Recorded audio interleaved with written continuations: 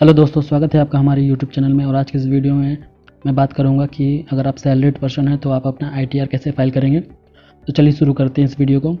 Video शुरू करने से पहले अगर आप चैनल पर नए हैं तो चैनल को सब्सक्राइब कर लीजिए और बेल आइकन को दबा दीजिए, जिससे कि लेटेस्ट नोटिफिकेशन आपको मिल सके जब भी मैं नया वीडियो अपलोड करूँ। जैसा कि आप देख सकते हैं कि मैं इनकम टैक्स के पोर्टल पर हूँ। अगर आप इनकम टैक्स के पोर्टल पर पहली बार रिटर्न फाइल कर रहे हैं तो आपको पहले रजिस्टर करना होगा इनकम टैक्स पोर्टल पर। अगर आप ऑलरेडी रजिस्टर्ड हैं तो आप यहाँ से लॉगिन कर सकते हैं। तो मैं ऑलरेडी रजिस्टर्ड हूँ तो मैं यहाँ से लॉगिन कर लेता हूँ इनकम टैक्स के पोर्टल पर। लॉगिन करते हैं, हम डैशबोर्ड पर आ चुके हैं। अगर आपका प्रोफाइल 100% कंप्लीट नहीं है तो आप पहले अपने प्रोफाइल को 100% कंप्लीट कर लीजिए, उसके बाद ही रिटर्न को फाइल करिएगा। हम रिटर्न को फाइल करने के लिए मेनू में आपको ई फाइल का ऑप्शन दिखेगा, वहाँ पॉइंटर ले जाएंगे और इनकम टैक्स रिटर्न पर पॉइंटर ले जाएंगे। इसके बाद हम फाइल इनकम टैक्स रिटर्न पर क्लिक करेंगे। इसके बाद हमें टैक्स असेसमेंट ईयर हमसे पूछा जा रहा है, तो हम टैक्स असेसमेंट ईयर यहाँ पर सिलेक्ट कर लेते हैं अपना। 21-22 का हमारा ईयर है, करंट ईयर का। और नीचे आप देख सकते हैं सारा ऑप्शन डिसेबल हो चुका है और यहाँ पर हमें कुछ नहीं करना है और कंटिन्यू पर क्लिक कर देना है। इसके बाद हमें फाइलिंग मोड सिलेक्ट करना होगा, तो हम फाइलिंग मोड अपना ऑनलाइन सिलेक्ट कर लेते हैं और प्रोसीड पर क्लिक करते हैं। जैसा कि आप देख सकते हैं ड्राफ्ट में मेरा ऑलरेडी रिटर्न पड़ा हुआ है, यानी मैंने ऑलरेडी इससे पहले एक बार ट्राई किया था भरने के लिए, उस समय पोर्टल सही से काम नहीं कर रहा था, इसीलिए हमें रिज्यूम फाइलिंग का ऑप्शन दे रहा है। अगर आप फ्रेश स्टार्ट कर रहे हैं तो आप नीचे स्टार्ट न्यू फाइलिंग पर क्लिक करके आप फ्रेश स्टार्ट कर सकते हैं। हम स्टार्ट न्यू फाइलिंग पर क्लिक करेंगे और यहाँ पर हम इंडिविजुअल सेलेक्ट करेंगे अपना। अब अपने अनुसार देख लीजिएगा कि आप एचयूएफ में हैं या अदर्स में हैं या इंडिविजुअल में हैं। उसके बाद सिलेक्ट करके आप कंटिन्यू पर क्लिक कर दीजिएगा। इसके बाद हमें यहाँ पर अपना आईटीआर फॉर्म को चूज़ करना होगा, तो हम सैलरीड पर्सन के लिए आईटीआर फाइल कर रहे हैं तो हम आईटीआर 1 को चूज़ करेंगे। इसके बाद हम प्रोसीड विथ आईटीआर 1 पर क्लिक करेंगे और लेट्स गेट स्टार्टेड पर क्लिक करते हैं। इसके बाद इनकम टैक्स हमसे कुछ क्वेश्चन पूछ रहा है कि आप ये आईटीआर क्यों फाइल कर रहे हैं, रीज़न क्या आपका फाइल करने का। तो इसमें हमें 3 ऑप्शन दिए गए हैं। पहला ऑप्शन है अगर हमारा income taxable income exemption limit से ऊपर चला गया है तब हम रिटर्न फाइल कर रहे हैं, तो हमें पहला ऑप्शन चूज़ करना होगा। सेकेंड ऑप्शन में हमें 3 ऑप्शन दिए गए हैं कि अगर हमने लास्ट ईयर में 1 करोड़ से अधिक बैंक में डिपॉजिट्स किए हैं तो वो हमें तब रिटर्न फाइल करना पड़ेगा। लास्ट ईयर में हमने 2 लाख से अधिक फॉरेन टूर पर खर्च किए हैं तो उसके लिए रिटर्न फाइल करना पड़ेगा। अगर लास्ट ईयर में हमने 1 लाख से अधिक का बिजली का बिल, इलेक्ट्रिसिटी बिल जमा किया है तो भी हमें रिटर्न फाइल करना पड़ेगा। और इन दोनों के अलावा अगर आपका इनकम टैक्सेबल इनकम नहीं है, एग्जाम्पशन लिमिट सभी नीचे हैं, अगर आप वॉलेंट्री बेसिस पर अपना रिटर्न फाइल कर रहे हैं तो आप अदर्स को चूज़ करेंगे। तो यहाँ पर मैं तीसरा ऑप्शन चूज़ करता हूँ अदर्स, क्योंकि हमारा टैक्सेबल इनकम अभी एग्जाम्पशन लिमिट से ऊपर नहीं गया है, तो हम तीसरा ऑप्शन मैं चूज़ करूँगा और कंटिन्यू पर क्लिक कर दूँगा। यहाँ पर हमसे बोल रहा है कि हमारे कुछ डेटा हो सकते हैं प्रीफिल्ड हो, पहले से भरे हुए हों, तो हम इसको ओके कर देते हैं। तो हमारे सामने ओपन हो चुका है रिटर्न की समरी। आप देख सकते हैं यहाँ पर कई सारे सेक्शन या पार्ट्स हैं, तो हम इसको बारी बारी से फिल करेंगे। तो हम पहले पर्सनल इन्फॉर्मेशन में चलते हैं। पर्सनल इन्फॉर्मेशन में हमारा सारा पुराना डेटा आएगा जो पहले हमने या तो रजिस्टर के समय दिया होगा या हमने लास्ट ईयर में जो रिटर्न फाइल किया होगा उससे सारा डेटा आ जाएगा। सारे डिटेल को एक बार आप वेरीफाई कर लीजिएगा और क्रॉस चेक कर लीजिएगा, और आप यहाँ से एडिट भी कर सकते हैं अगर कुछ एडिट करना चाहें तो। इसके बाद हमें नेचर ऑफ एम्प्लॉयमेंट ऑप्शन को चूज़ करना होगा। तो आप यहाँ पर आप देख सकते हैं सेंट्रल गवर्नमेंट है, स्टेट गवर्नमेंट है, पब्लिक सेक्टर अंडरटेकिंग है। अगर आप इस कैटेगरी में नहीं आते, अगर आप प्राइवेट कंपनी में हैं तो आप यहाँ से अदर्स को चूज़ कर सकते हैं। तो मैं यहाँ से अदर्स को चूज़ कर लेता हूँ। इसके बाद फाइलिंग सेक्शन में हमें फाइलिंग अंडर सेक्शन 139(1) को ही सिलेक्ट करने देना है, क्योंकि हम ड्यू डेट से पहले रिटर्न को फाइल कर रहे हैं, तो 139(1) सिलेक्ट करेंगे। अगर ड्यू डेट के बाद हम रिटर्न को फाइल कर रहे हैं तो 139(4) को हम सिलेक्ट करेंगे। फिर इसके बाद हमें नीचे वाले ऑप्शन में कुछ नहीं करना है, हम नीचे जाएंगे और नीचे हमारा सबसे मोस्ट इंपॉर्टेंट ऑप्शन आ रहा है, are you opting a new tax regime. अगर हम न्यू टैक्स रिजीम को ऑप्ट करना चाहते हैं तो हम यस करेंगे, नहीं तो नो रहने देंगे। अगर हम यस करते हैं तो आप देख सकते हैं यस करने पर आपको कई सारे बेनिफिट्स हो सकता है छोड़ने पड़े, तो आप एक बार इसको पढ़ लीजिएगा, देख लीजिएगा। और इसको प्रोसीड पर आपको ऑप्ट करना होगा तो आप यहाँ से प्रोसीड पर क्लिक कर सकते हैं, तो इसको ऑप्ट कर सकते हैं। लेकिन हम इसको ऑप्ट नहीं करेंगे, हम पुराने वाले टैक्स रिजीम के साथ जाएंगे क्योंकि उसमें बेनिफिट्स अभी ज़्यादा हैं, तो मैं उसको नो रहने देता हूँ। अब बैंक डिटेल पर आ जाते हैं और यहाँ से कम आपका एक बैंक तो ऐड होना चाहिए। यहाँ पर आप यहाँ पर मल्टीपल बैंक को भी ऐड कर सकते हैं, और जो भी बैंक आपका ऐड होना चाहिए वो बैंक यहाँ पर वैलिडेट होना चाहिए। जैसे कि मेरे केस में देख सकते हैं मेरा बैंक वैलिडेटेड है। और इसके बाद हम फिर सिलेक्ट करेंगे, सिलेक्ट फॉर रिफंड पर टिक करेंगे इसको। इसके बाद हम कंफर्म पर क्लिक करेंगे और नेक्स्ट स्टेप में जाएंगे। और आप देख सकते हैं कि हमारा पहला वाला ऑप्शन कन्फर्म्ड हो चुका है, पर्सनल इन्फॉर्मेशन, और हमारा दूसरा option gross total income enable हो चुका है। इसमें पहले से कुछ अमाउंट भरा दिखेगा जो कि मैंने पहले भी इसको भरा था, तो हम इसको एडिट करेंगे। आप यहाँ देख सकते हैं हमसे यहाँ पर भी कुछ क्वेश्चन पूछ रहा है, तो हम इसको स्किप कर देते हैं। फिलहाल हम आगे इसको भरेंगे। और हमारा पहला ऑप्शन है इनकम फ्रॉम सैलरी, इस ऑप्शन को हम एडिट करेंगे। यहाँ पर इनकम फ्रॉम सैलरी में जो भी हम डेटा एंटर करेंगे वो हम फॉर्म 16 के अनुसार ही एंटर करेंगे, या आप इसको फॉर्म 26A से मैच कराने के बाद ही इसमें जो भी आपको एडिट करना होगा एडिट करिएगा। आप यहाँ पर देख सकते हैं, आप यहाँ से फॉर्म 26A को देख सकते हैं। उसके बाद ही आप क्रॉस वेरीफाई करने के बाद ही आप यहाँ पर सारा डेटा को फिल करिएगा। अगर फॉर्म 26A में अगर कुछ डेटा होगा तो ऑटोमेटिक आपका इनकम फ्रॉम सैलरी में आपका वो डेटा शो होने लगेगा। हमारे केस में इनकम फ्रॉम सैलरी में प्रीफिल्ड डेटा शो नहीं हो रहा है फॉर्म 26A से, क्योंकि हम यहाँ पर डेमो रिटर्न को फाइल कर रहे हैं, इस वजह से हमारे पास शो नहीं हो रहा है। लेकिन हम यहाँ पर मैन्युअली फाइल करेंगे। इसके लिए मैंने एक डेमो फॉर्म 16A बना कर रखा हुआ है, तो हम इसी के अनुसार रिटर्न को अपना फाइल करेंगे। मैन्युअली फिल करने के लिए हम इसको यहाँ से एडिट करते हैं। तो हम यहाँ पर ग्रॉस सैलरी की एंट्री करेंगे। तो हमारे पास पहला ऑप्शन यहाँ पर पूछ रहा है salary as per section 17A के अनुसार यहाँ पर हमें अमाउंट भरना है।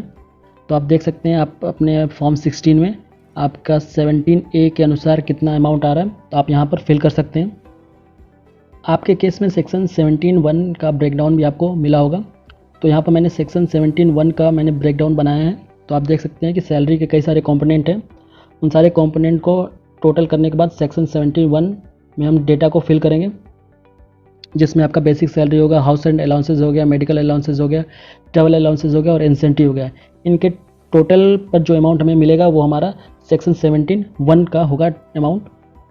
मैं आपको फिर से बता दूं कि ये सारे डेटा फेक हैं, मैं एक डेमो पर्पज़ के लिए बना रहा हूं, तो आपके केस में कुछ और हो सकता है। आप इसको आपको जो भी ब्रेकअप होगा, ब्रेकडाउन होगा आपको मिला होगा, आप उसको वेरीफाई कर सकते हैं।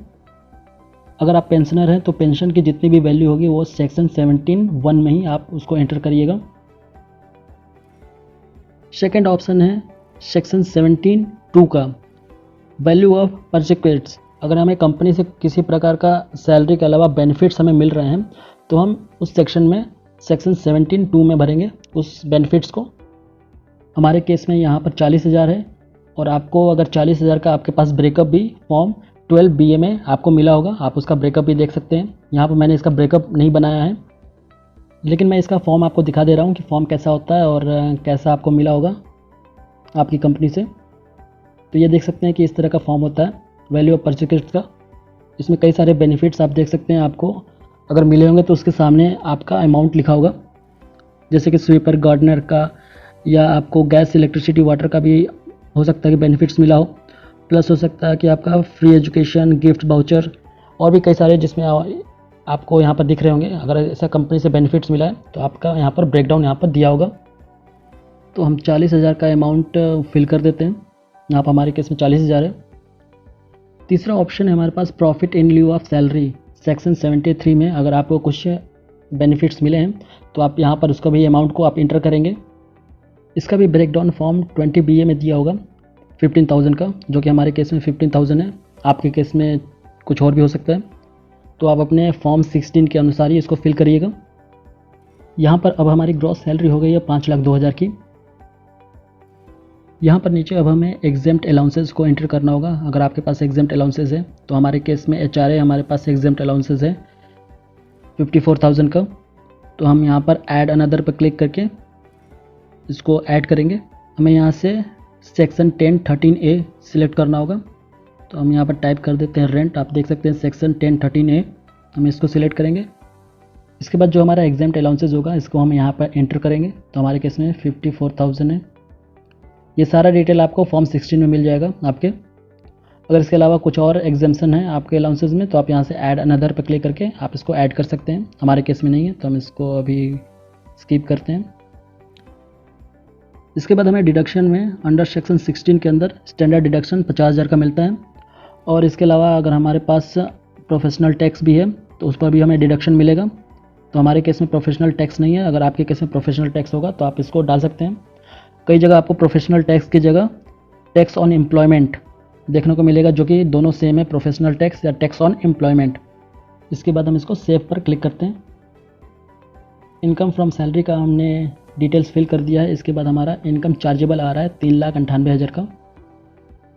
इसके अलावा आप इनकम फ्रॉम हाउस प्रॉपर्टी का भी इंटर कर सकते हैं। अगर आपने अपना प्रॉपर्टी रेंट पर या लीज पर दिया हुआ है और उससे आपकी इनकम होती है तो आपको यहाँ पर उसकी भी डिटेल्स को फिल करना होगा।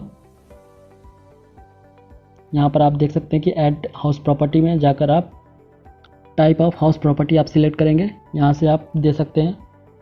और हमारे केस में हाउस प्रॉपर्टी नहीं है तो हम इसको भी स्किप करेंगे। इसके बाद हम आते हैं इनकम फ्रॉम अदर सोर्सेज। इस पर हम क्लिक करते हैं ऐड डिटेल्स पर। तो हमें इनकम फ्रॉम अदर सोर्सेज में हमें अपने सेविंग अकाउंट पे मिला इंटरेस्ट और एफडी पे मिला इंटरेस्ट को हमें इंटर करना होगा।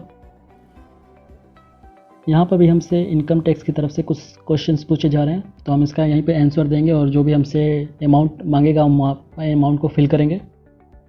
पहले ऑप्शन में हमें सेविंग बैंक से मिले हुए इंटरेस्ट को यहाँ पर एंटर करना होगा, तो हमें मिला तो हम इसको यस करेंगे और यहाँ पर इस बॉक्स में हम उस इंटरेस्ट अमाउंट को फिल करेंगे। तो हमारे केस में 5,369 का इंटरेस्ट अमाउंट है सेविंग अकाउंट पर, तो हम इसको एंटर कर देते हैं। दूसरा हमारे पास ऑप्शन आ रहा है कि हमें एफडी से मिला कोई इंटरेस्ट है कि नहीं हमारे पास, तो हाँ हमें एफडी से भी इंटरेस्ट मिला है, तो इसको भी हम यस कर देते हैं। और हमारे केस में 9,500 का एफडी इंटरेस्ट है, इसको भी हम यहाँ से एंटर कर देते हैं।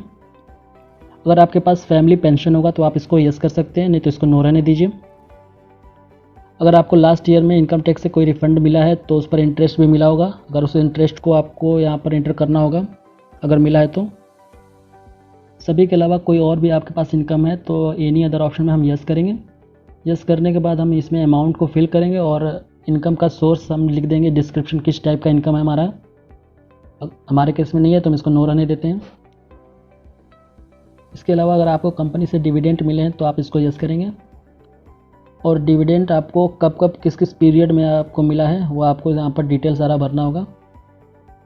सारा डिटेल भरने के बाद आप इसको कंटिन्यू कर सकते हैं। हमारे केस में डिविडेंड नहीं है तो हम इसको नो करेंगे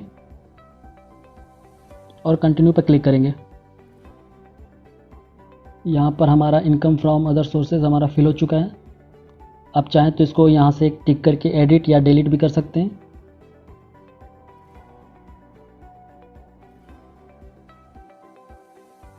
हमारा ग्रॉस टोटल इनकम आ रहा है 4,12,869। यहाँ पर इसके अलावा कोई और अदर इनकम है तो यहाँ पर ऐड अनदर पर क्लिक करके आप इनकम को ऐड भी कर सकते हैं। इसके बाद हमारे पास लास्ट ऑप्शन है एग्जेम्प्ट इनकम का। अगर हमारे पास एग्जेम्प्ट इनकम है तो हम ऐड डिटेल पर क्लिक करेंगे।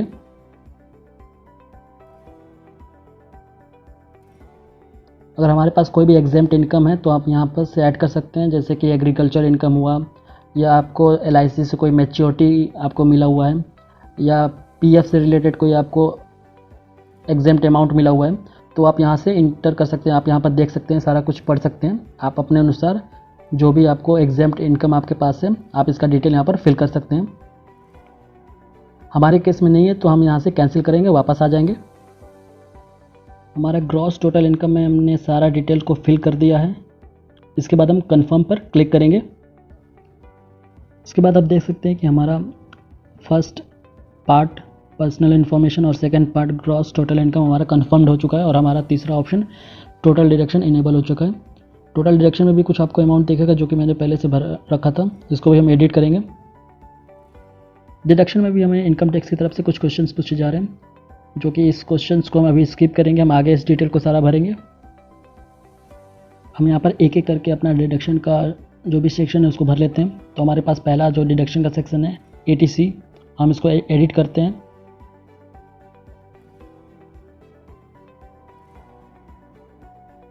और हमारे पास ATC के अंदर कितना डिडक्शन है हम अपने फॉर्म 16 से देख लेते हैं, जो मैंने डेमो बनाया हुआ है। हो सकता है कि आपके केस में प्रीफिल डेटा आए, लेकिन क्योंकि हमारे केस में मैं यहाँ पर डेमो रिटर्न फाइल कर रहा हूँ तो हमारे केस में प्रीफिल नहीं आ रहा है, तो मैं यहाँ पर सारा मैनुअली फाइल करूँगा। लेकिन जो भी आप यहाँ पर अपना फाइल करिएगा तो आप उसको फॉर्म 16 या 26A से क्रॉस वेरीफाई करने के बाद ही इसको फिल करिएगा। तो यहाँ पर देख लेते हैं, हमारे पास सेक्शन 80C में 85,480 का डिडक्शन है। तो मैं 85,480 यहाँ पर एंटर कर देता हूँ। यहाँ पर देख सकते हैं मुझे एरर शो हो रहा है, क्योंकि हमारे 26A में ये शो नहीं हो रहा है, इसलिए मुझे एरर शो हो रहा है। सेक्शन 80C में आप मैक्सिमम 1,50,000 तक का आप डिडक्शन ले सकते हैं। तो यहाँ हमने सेक्शन 80C फिल कर दिया है और इसके बाद हम फिल करते हैं सेक्शन 80D को। तो यहाँ पर हम एडिट पर क्लिक करेंगे और देख लेते हैं सेक्शन 80D में हमारा कितना है क्लेम। 18,750 का है हमारे पास। यहाँ पर हम सेक्शन 80D में आ चुके हैं। आप देख सकते हैं कि यहाँ पर दो ऑप्शन दिख रहे होंगे, एक आपकी फैमिली के लिए और नीचे आपके पेरेंट्स के लिए। तो हम पहला ऑप्शन देखते हैं पहले। यहाँ पहला ऑप्शन में ये पूछ रहा है कि आपकी फैमिली में कोई सीनियर सिटीज़न है या नहीं। तो सीनियर सिटीज़न है तो यस, अगर नहीं है तो नो करेंगे। अगर क्लेम करना है तो आपको, फैमिली का मतलब है यहाँ पर आप, आपकी वाइफ और आपके बच्चे।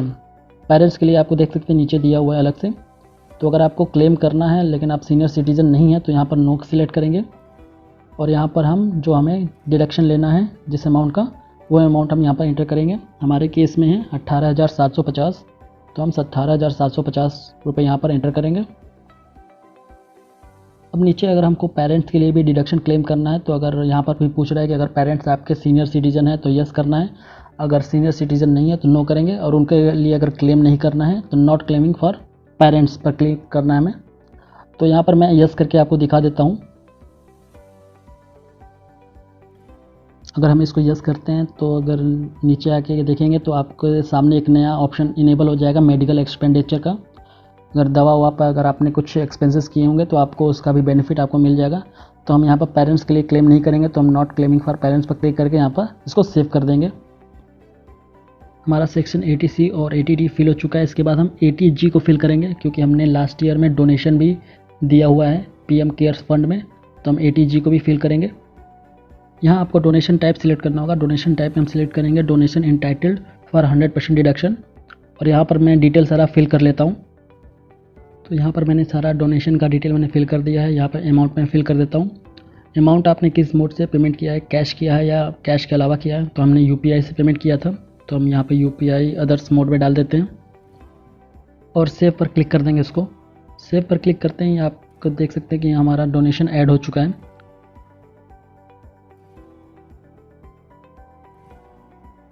इसके अलावा आपने और भी जगह डोनेशन अगर दिया होगा तो ऐड अनदर डोनेशन पर क्लिक करके आप ऐड कर सकते हैं। यहाँ पर मैं ऐड पर क्लिक कर देता हूँ। इसके बाद आप देख सकते हैं हमने सेक्शन 80C, 80G और 80D को फिल कर दिया है, और हमारा लास्ट सेक्शन अभी बचा है सेक्शन 80 TTA, जो कि हमने इनकम फ्रॉम अदर सोर्सेज में सेविंग बैंक का इंटरेस्ट डाला था। तो हम इसको यहाँ पर भी इंटर करेंगे और यहाँ पर सेविंग बैंक का जो इंटरेस्ट है हम यहाँ पर इसको एंटर करेंगे। तो सेविंग बैंक का हमारा इंटरेस्ट था 5,369 का, 5,369 को हम इंटर करेंगे यहाँ पर।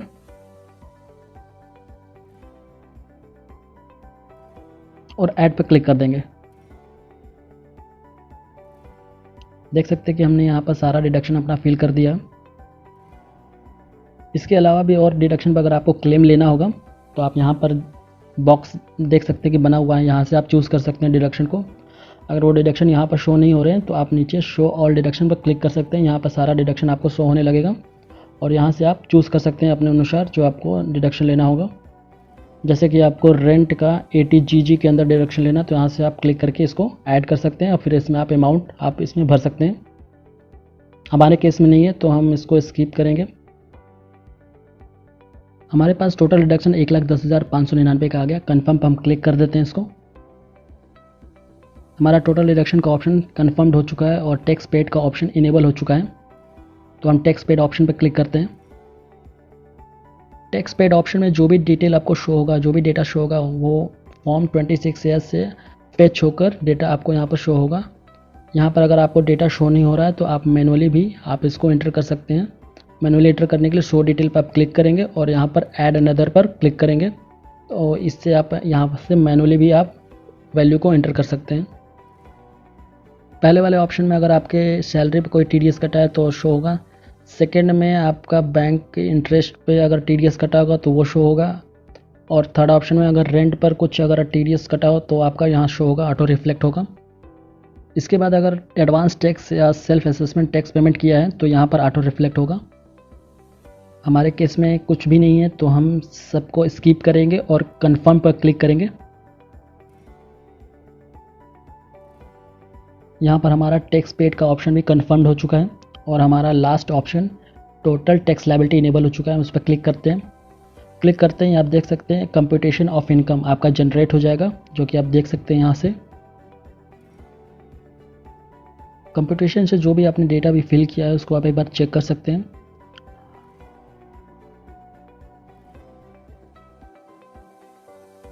अगर आपका रिलीफ अंडर सेक्शन 89 के अंदर कोई रिलीफ है तो यहाँ से आप रिलीफ पर क्लेम ले सकते हैं। इसके लिए आपको फॉर्म 10 ही भरना ज़रूरी है। अगर आप फॉर्म 10 ही भरेंगे तभी आप क्लेम ले सकते हैं सेक्शन 89 के अंदर। हमारे केस में नहीं है तो हम इसको भी स्किप करेंगे और यहाँ पर कंफर्म पर क्लिक करेंगे। रिटर्न समरी में देखिए सारा सेक्शन हमारा कंफर्म्ड हो चुका है। इसके बाद आप डाउनलोड जेसन फाइल को यहाँ से इसके जेसन फाइल को भी डाउनलोड कर सकते हैं, जो भी आपने रिटर्न अभी फिल किया है। इसके बाद हम प्रोसीड पर क्लिक करते हैं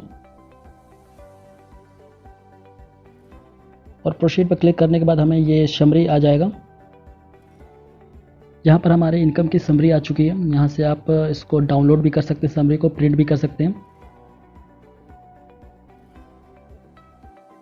इसके बाद आप प्रीव्यू रिटर्न पर क्लिक करेंगे। इसके बाद हमें एक डिक्लेरेशन टाइप का फॉर्म ओपन हो जाएगा, जिसमें कि हमारा नाम फादर्स नेम ऑटो फिल्ड होके आएगा, जिसको हमें टिक करना होगा। टिक करके अगर हम सेल्फ रिटर्न भर रहे हैं तो सेल्फ पर क्लिक करेंगे, या हमारे बिहाफ पर कोई हमारा रिप्रेजेंटेटिव रिटर्न भर रहा है तो रिप्रेजेंटेटिव पर क्लिक होगा। इसके बाद हम प्रोसीड टू प्रीव्यू पर क्लिक करेंगे।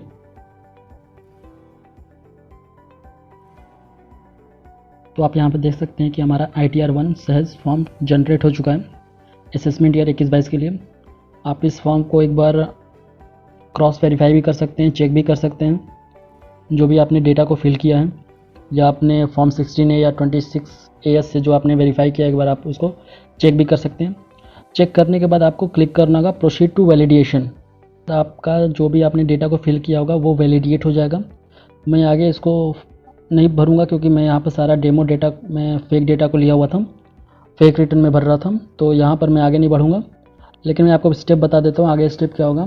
आपका डेटा वैलिडेशन होने के बाद आपको E-वेरीफाई पर क्लिक करना होगा। E-वेरीफाई पर आप क्लिक करने के बाद आप मल्टीपल उसमें ऑप्शन आएंगे कि आप किस मोड से E-वेरीफाई कराना चाहते हैं, आधार से या बैंक के द्वारा या तो आप डिजिटल सिग्नेचर द्वारा। तो आप किसी एक पर क्लिक करके आप अपना रिटर्न को E-वेरीफाई करा सकते हैं। E-वेरीफाई करने के बाद आपको अपने रिटर्न को सबमिट करना होगा और सबमिट करने के बाद फाइनल जो आपका रिटर्न आपका सामने जनरेट हो जाएगा एक्नॉलेजमेंट, उसको आपको डाउनलोड कर लेना होगा। तो इस तरह आप अपना ITR 1 को फाइल कर सकते हैं। अगर वीडियो इन्फॉर्मेटिव लगा हो तो लाइक करिए, और कोई भी डाउट हो ITR 1 से रिलेटेड या किसी भी रिटर्न से रिलेटेड आप मुझे कमेंट करिएगा, और आप इसको अपने दोस्तों के साथ शेयर भी करिए। अगर आप चैनल पर नए हैं तो चैनल को सब्सक्राइब करिए और बेल आइकन को दबा दीजिए, जिससे कि लेटेस्ट नोटिफिकेशन आपको मिल सके जब भी मैं नया वीडियो अपलोड करूँ। मिलते हैं आपसे अगले वीडियो में, तब तक के लिए धन्यवाद।